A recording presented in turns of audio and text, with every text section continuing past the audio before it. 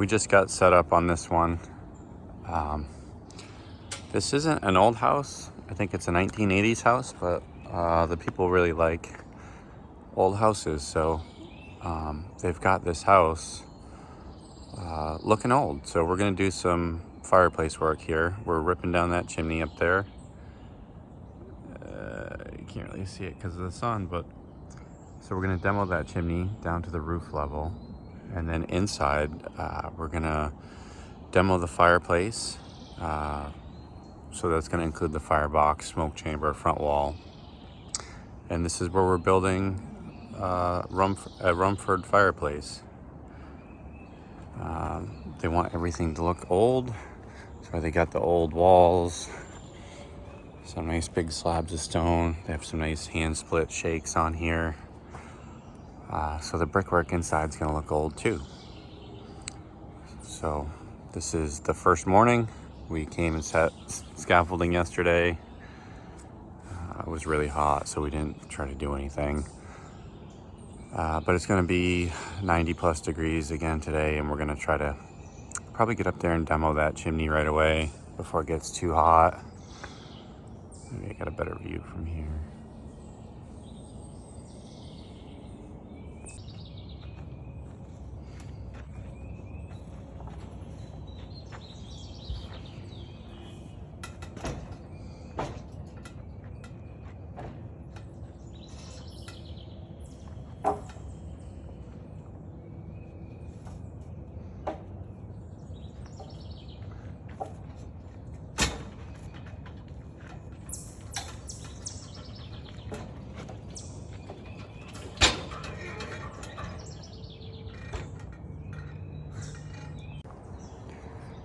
This is what it's looking like right before the demo.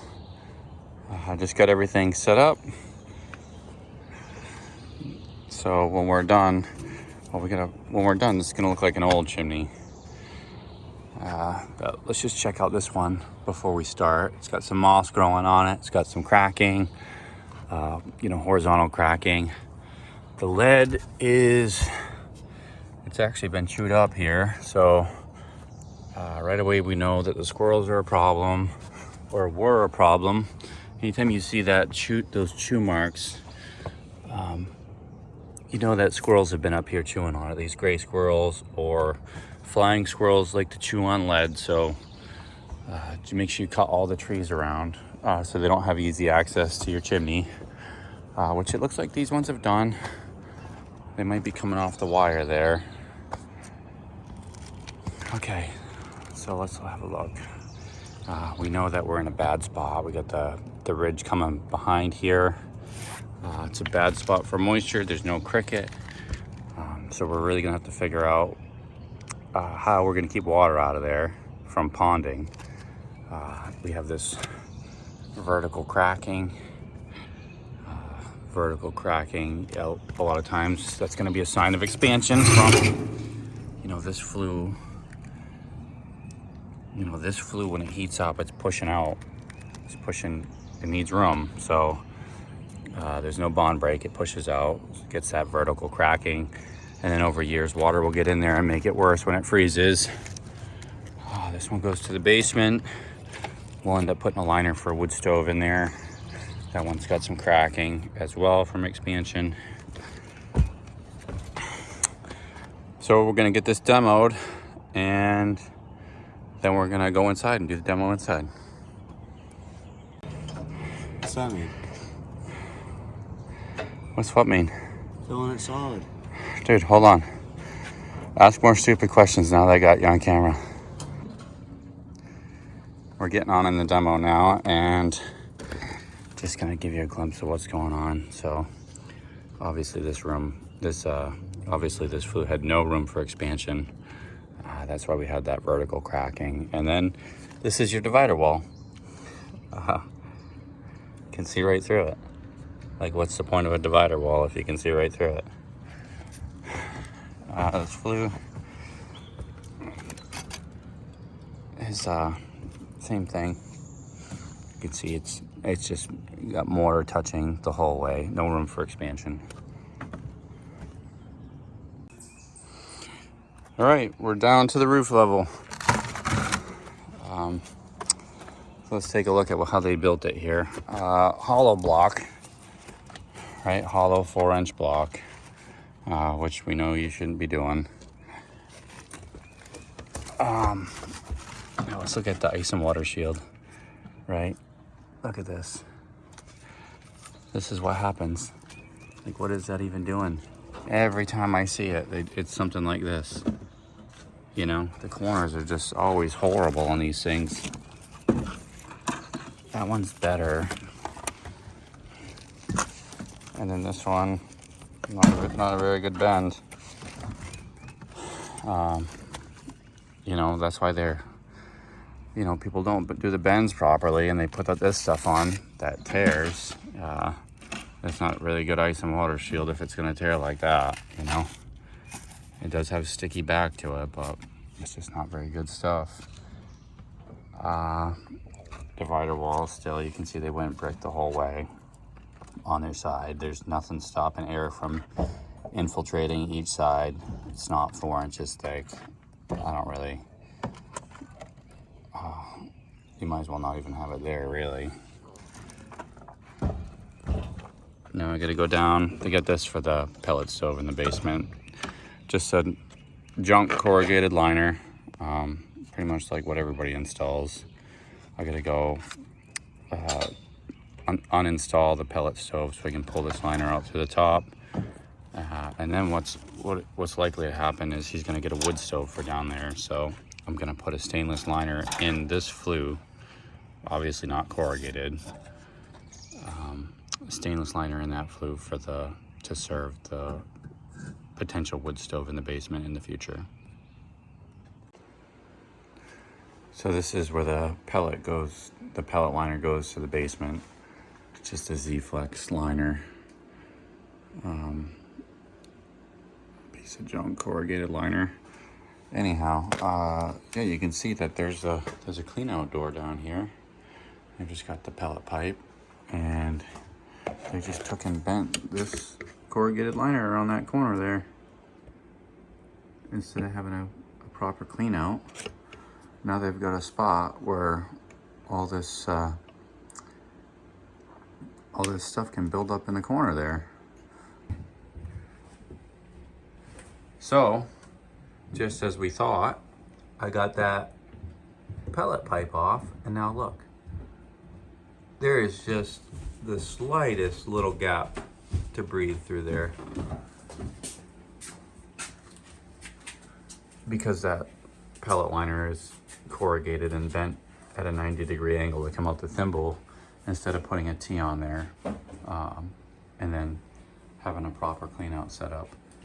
And then look at this, the way that this pipe is all mangled because it doesn't have a proper crimp, and they just use whatever was in the truck to get it done. Obviously not a good way to install. Just getting ready to go down and do the demo inside in the fireplace, and I've got this rigid air mover that I like to use. I put it on top of the chimney over the flue. That's the flue to the fireplace, so as we do the demo, it's going to be pushing a lot of dust out the top, so we won't have to worry about near as much dust getting into the house. Just open the damper, crack a window so the air can keep flowing through. All right, this is where the Rumford's gonna go in. So we have this existing fireplace, and we're gonna demo all of this. I've got the damper open and some pretty good airflow going. You can see I've got the door open there, and we've got plenty of air to suck the dust out as we go. So basically, we're gonna remove the whole face of this, the whole firebox, the whole smoke chamber behind it. And I'm sure, once we open it up, we're gonna find all kinds of surprises in there, but we just have to deal with whatever's back there, gut it all out, and make room for our new Rumford style fireplace. We're gonna be removing that raised hearth, and having a flush hearth, which is more of a traditional style.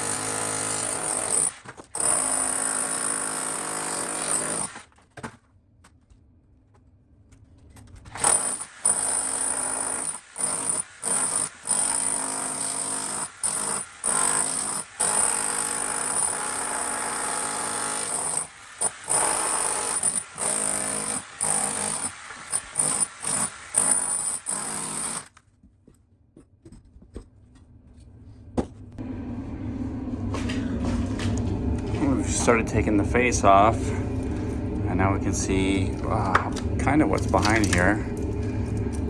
So I can see the damper. I see they've got this all stuffed with insulation. Notice there was no cracks up here before in the face, because they've got that insulation there to help with the expansion.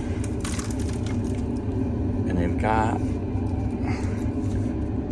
looks like they got another lintel over the top here.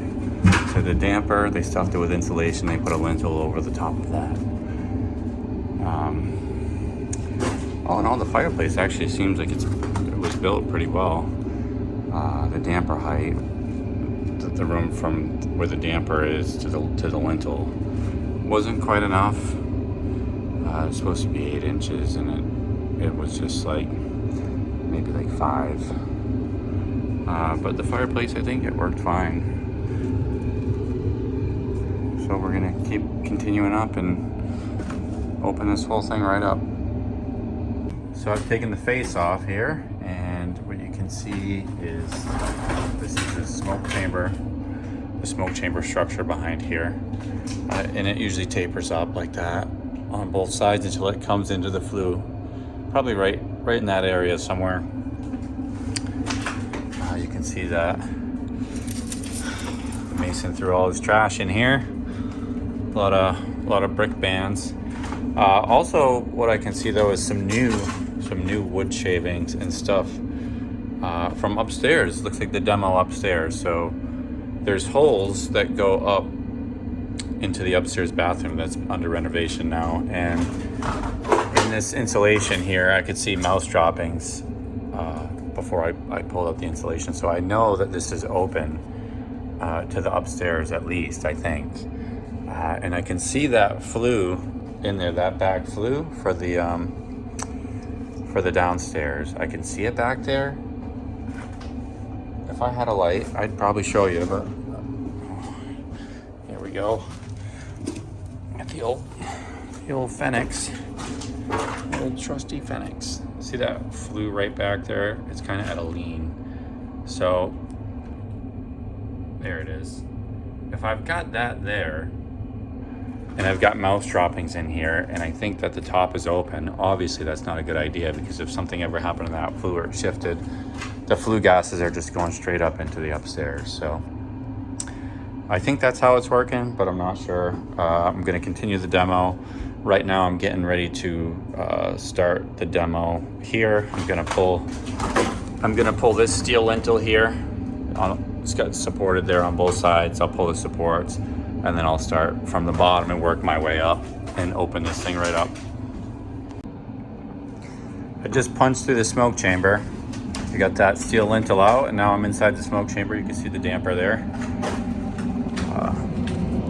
This is the inside of the smoke chamber. And what a lot of people do, and it's kind of an older way of doing it. When I say older, I don't know. A lot of people like to use backer brick. Some people call them solid backers. You see these S&H brick here, the Stiles and Hart brick. A lot of people use these sewer brick to do their smoke chambers, and there's there's hard sewer brick and there's soft sewer brick. These ones are the hard ones. They're pretty hard. And then these brick up above, I'm not sure what they are yet, but they're definitely softer.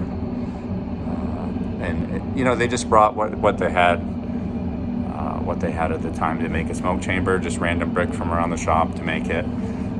They're solid, which is good. We had 8 inches of thickness on this side with the 4-inch smoke chamber and 4-inch outer wall, but on this side we only have 4 inches here. If you count this 4 inches on the outside, then you have 8 inches, but the way that I read the code is it says that this is supposed to be 8 inches solid thickness,